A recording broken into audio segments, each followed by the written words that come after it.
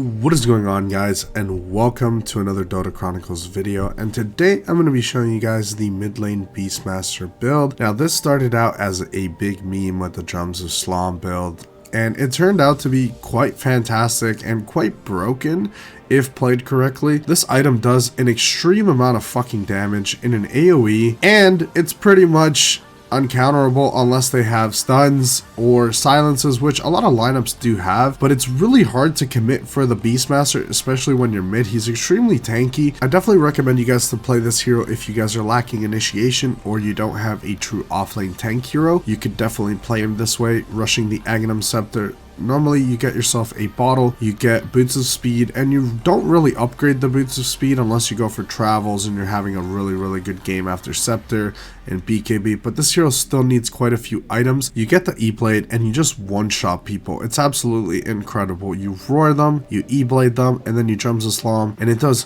so much freaking damage, and it's so fun. If you guys are Beastmaster players, you know how fun this build can be because you've probably played it.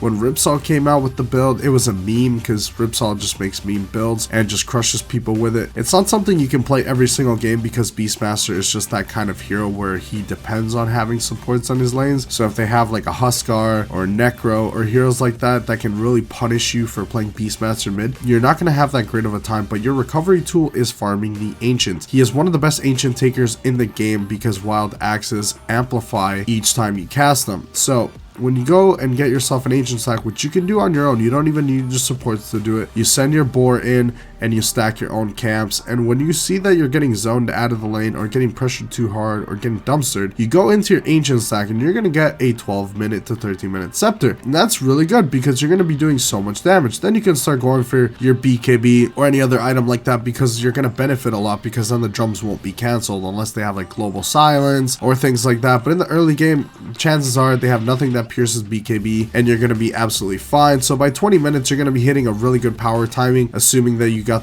decent farm. You could also play him as a playmaker without the blink. After the scepter, you can just rush blink instead of BKB. You can play him as a full-blown initiator from the mid lane. So low initiation lineups, you can definitely play this hero, even though you will most likely sacrifice your lane in case you're playing it into a bad matchup. So play it mostly against passive mid laners or very squishy like Ember or any of the spirits. They could definitely punish you, but not as hard because none of the spirits like to go up against roar, and you can really burst them really quickly with the drums of slom build. You could also get yourself the regular drums, as they're very good, and you don't tend to go for the helm build because the helm will kind of set you back too much unless your lineup needs that much push. You can get the Helm of Dominator, not finish the Overlord if you really need that extra push and they don't have an Enchantress or a Clinks that can just eat your creep. If they don't have heroes like that, you can definitely still get it, but it's going to delay your power timing with this build. The whole point of this hero is to be able to burst supports really quickly, or burst carries very fast as well, because the drums do so much damage, and with your war piercing BKB, heroes like Jug definitely don't stand a chance. Heroes like Anti-Mage, if you catch them off guard and they don't counter spell, they're definitely dead with the drums. It makes you so you can actually play extremely aggressive once you have this, and you don't have to wait on roar all the time. You can definitely just play around your drums, and makes you super tanky and super survivable, and just an overall fun build. Definitely let me know what you guys think about this build. If you guys have played mid lane Beastmaster, if you guys think it's a meme still. I saw Tundra 9 play it, so it's definitely very viable in their eyes, and Tundra is a TI winning team. So definitely, if picked into the right matchup, it has a ton of value. You're going to be doing probably the most damage on your team with this drums build, at least in the early game. Once they get BKBs and stuff, as it is magical damage, you won't do that great, but once their BKBs are gone, you're going to be shredding them because of how much damage this does.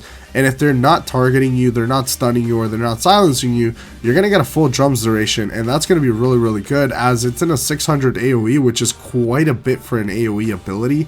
It's quite a bit for Beastmaster. It's honestly fantastic. I have a lot of fun playing this hero. It's one of my favorite heroes to play right now in the current meta. It is kind of trolling sometimes, but you can get a lot of wins, and suspecting mid laners have no clue you're going to be playing the Beastmaster mid, as practically nobody is playing this hero mid. You're going to have the upper hand.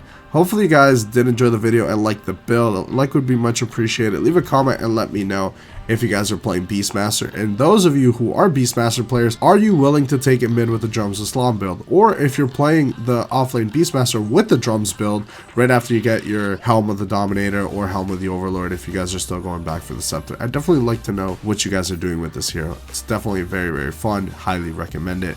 Hopefully you guys did enjoy the video. I will see you guys in the next one. Thank you so much for watching.